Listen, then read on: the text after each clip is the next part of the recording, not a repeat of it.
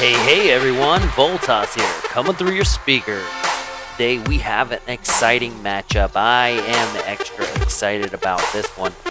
It's between two very popular professional players, two of my favorite players.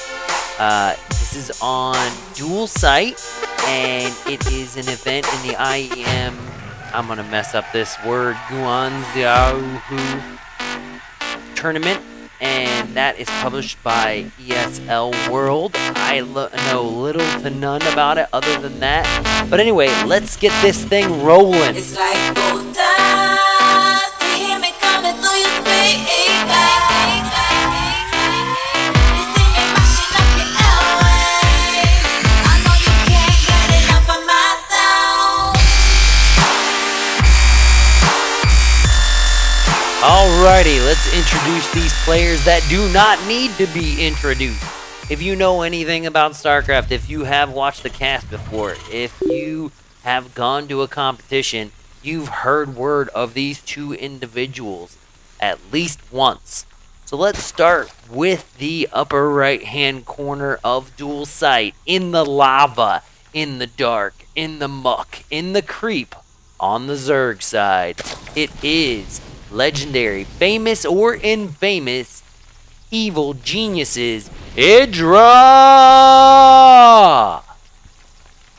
And on the left side of our map is the Terran, hanging out in the nice, happy forest that has not been taken over by the lava on dual site. It is the legendary Team Liquid Jinro! Alrighty. Well, that was my intro. I'm not sure if it's good, but we're gonna stick with that. Let's get into the action. And there's not a whole lot of action going on just yet. Jinro has kind of done his wall off here. This is a standard Terran play. He looks like he's cranking out this Marine to try to stop this drone from seeing too much of his build. Nothing too much to see right now other than a single refinery. And obviously, since this is blocked off, that drone is forever doomed to death within the walls of the Terran realm. On the IdrA side, we've got an SCV running in here, checking out what's going on. He's kind of trying to fit in with this main art of drones. Maybe he thinks that he won't be noticed. He just acts like every other harvester. But unfortunately, I think they will tell the difference.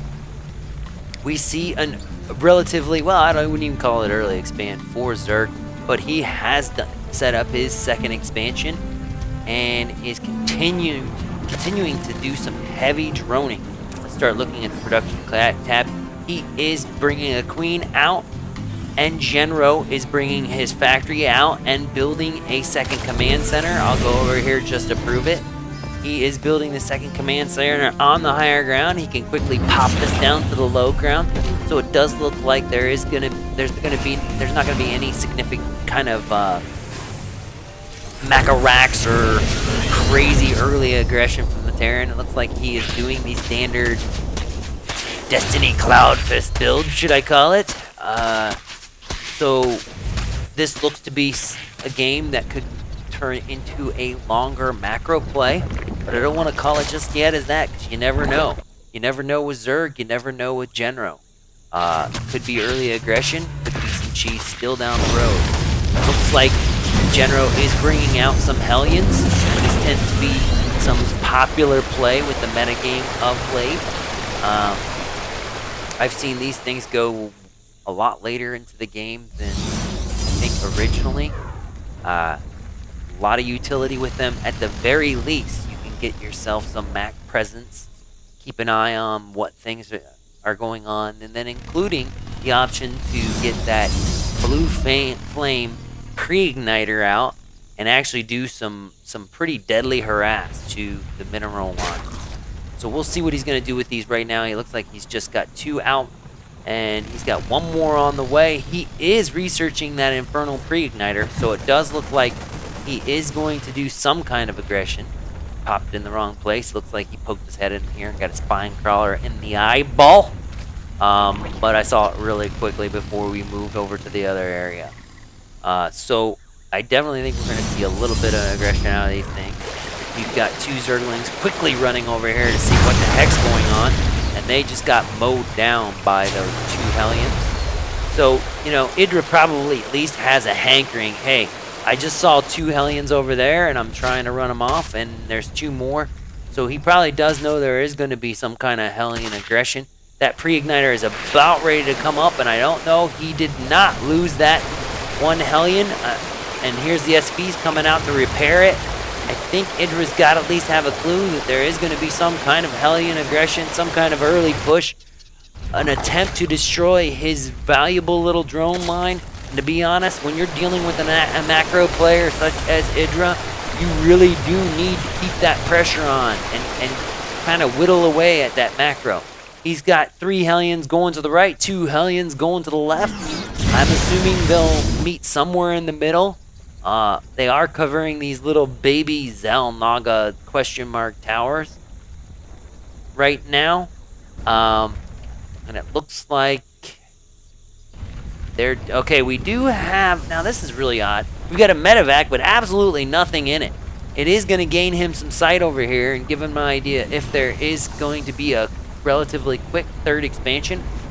And, you know, if he does send a drone down here... Oh, okay, now I see what's going on. He's actually going to elevator these guys up with a medevac. This could be pretty deadly if he can come in the back door with those pre-igniters. Is he going to be able to do any damage? No, he just pulls up and pulls out. Now, IdrA has quickly responded. He does have some queens. He does have some banelings, and he looks like, you know, he needs to get that medevac out of there. What is he doing? This is a deadly situation. You are not going to be able to get out of this. And he's just trying to... Is he going to lose the... Oh, look at that. The medevac gets out of there with a total of 6 hit points. Going to hide in the corner for a while because I would not mess with that thing. That thing is a fragile piece of glass. Now, he does have a Viking out, so that will kind of give him a chance to continue his air dominance. He's probably scoping around for... Looks like, and he is going to find some overlords. Nothing like a quick and easy way to get some damage on the Zerg, as well as possibly supply block him. You know, that will decrease the number of drones that he can produce, or decrease the number of defense units he can. And as you can see here, he is now supply blocked, and the mutas are out, so we are starting to see some kind of push forward from IdrA. I'm not sure how aggressive this is. The two Mutalisks are going after the Hellions. This should slow down or stall the Hellion play. We've got a third expand going up here in the north end of our map, being defended by these Mutalisks. We now have somewhat of a little blob sitting outside of Jinro's second base, preventing him from expanding, kind of a soft contain. Now they're joined by the Hydralisks. The Hydralisks are now in those numbers where they can kind of be a deadly harassment unit. That there is a Viking there to defend, and the towers are up. He was able to successfully prevent Jinro from putting down that refinery, so he'll be a little slower in gas. You know, he's kind of reached a magic number where if he pushes in here with these, takes apart these Marines, and okay, Jinro is doing a good job of utilizing those towers and his Marines to kind of keep IdrA at bay with his Mutalisk swarm here.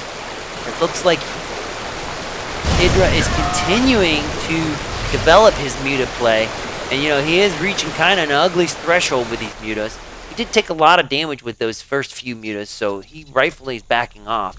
But again, still a significant amount of Muta production coming from IdrA. So he definitely plans on pushing this forward.